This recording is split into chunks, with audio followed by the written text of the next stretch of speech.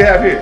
Oh, that's Kinley. That's my best friend. She gets to come to work with me every day. She's been here since she was 6 weeks old. So she's here. She grew up here. She's here 7 days a week. More people stop by and give her treats than they bring. Nobody brings me lunch, and they always bring her treats. Oh, that's. Hey, it looks like you got a full pro shop here. Yeah, no. So we got everything you want, and one thing we do. If you look at some of these prices, they're not astronomical. Right? Yeah, $25. My whole goal when we got into this business, and when I walked into other pro shops, $75 for a polo. You know what I'm saying?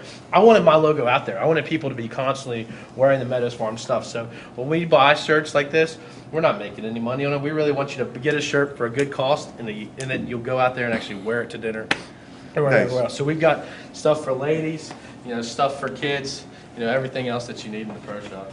You were telling me about this map. So when we bought the golf course, it was actually pretty incredible. So when we bought the course, when we were checking people in, I was asking them, where are you from? And you'd hear Connecticut or New Mexico, and I was like, what the heck are these people doing here? So I put up this map, and in the first 3 months, we covered all 50 states, and that's where people were coming just to play the longest hole in the U.S. So then we went off of that.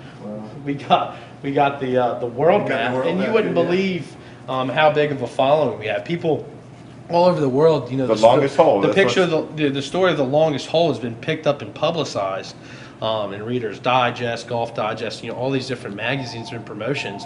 And so people, when they come to the D.C. area for tourism, that's where you get a lot of it. they're jumping straight down 95 and coming here just because they want to play the longest hole in the U.S. So that's special. So that pulls a lot of people to our neck of the woods. And a 15-year-old got a 3 on it. 15-year-old got the world's longest albatross, which is pretty cool. That is awesome. One of the other good things when the people come in, we've got a full-service restaurant here. It's open 7 days a week. Nice. My favorite thing about the restaurant is we serve breakfast. Nice. All day, every day. So that's my favorite meal. So if you're craving a bacon, egg, and cheese at 3 in the afternoon, you can sneak on over and grab breakfast. And it's a good place too. You don't have to be golfing to come over here and eat. It's a beautiful setting. Yeah, you can come over here and eat. Go out in the back porch. Have a nice meal. Sign a contract, meet up with some friends. So you don't have to be a golfer to come over here and eat too. Right. So that's sometimes a misconception that some people have. So Josh, tell me about the golf course. Yeah, we should definitely go out back and take a look at it. That's the best way to see it for sure. Sounds good. So this is one of my favorite places out in the golf course. Oh yeah, it's beautiful. It's out back. You can come out here. A lot of guys like to smoke cigars. The ladies like to come out here and have a nice glass of wine. And it's just beautiful. You get to look out over the whole golf course. This is the island hole right here. So when Farmer was designing the course, he was flipping through books and saw number 17 at TPC, which is the famous island hole. Right. And so he said, hey, I wanted that, so he built it. So you can see our nice island hole from there. You get to look out over the tough hole. It's actually our biggest. It's actually our biggest green, and most people miss it. Yeah, you do. So just that pond, we pull out about 10,000 balls a year just out of that one pond. Oh, really? So that's a big revenue stream for us. People don't necessarily think that. That's why we need so many golfers, because we pull 40 to 50, up to 60,000 balls out of the pond a year. Wow. That we'll resell. So. And you were telling me that. Has a beautiful waterfall that you had to climb in the other day. Yes. So now that it's cooling down, we have to winterize everything. So the only way, when Farmer built the waterfall, it's gorgeous. It's a 45-foot waterfall, but the pipes run down and out the bottom of the waterfall.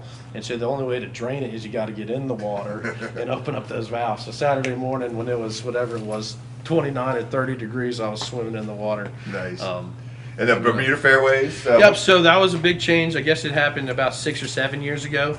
They went from bent grass fairways, which are tough. It's a lot of water use. It's hard to keep them grown in, over to Bermuda. So everyone thinks, oh my goodness, your fairways have died. They've turned brown. This is actually a perfect playing surface. So we leave them up about an inch. Nice. And so it's like, I don't know if you've ever been to a driving range and hit off a mat. Mats are usually so much more forgiving. Right. And that's what we do with our Bermuda fairways, is they stay up like that.